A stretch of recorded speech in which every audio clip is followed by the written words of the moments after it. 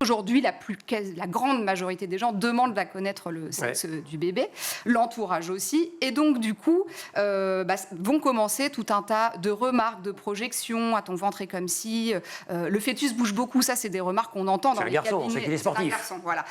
Et si c'est une fille, elle est agitée, c'est ça. Voilà, elle est déjà hystérique. Ou alors elle est calme, prostrée dans un coin de l'utérus, on ne sait pas trop. Donc ça commence déjà avant, avec aussi les remarques de la famille, des proches. Tu verras un garçon, c'est plus dur, ça pleure moins, ça mange beaucoup, c'est propre plus tard. Enfin, il y a tout un tas de représentations très figées, comme si tous les petits garçons et toutes les petites filles avaient un développement absolument identique en raison de leur sexe. Alors, une fois qu'ils sont nés quand même, dans la manière de leur parler, de les prendre dans nos bras, de jouer, d'interagir avec eux, là aussi, on induit un tas de différences. On commence à construire une différenciation entre les gens. Oui, c'est assez vertigineux quand on commence à mettre le nez dans toute cette littérature d'études qui existe depuis plusieurs décennies.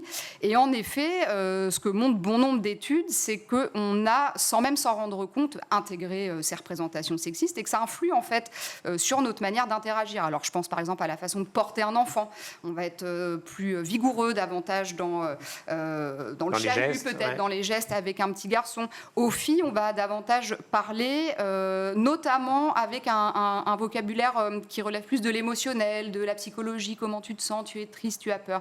Et surtout, on n'interprète pas de la même façon les pleurs. Il y a une expérience très célèbre qui montre ça. On projette une vidéo à 2 panels de participants.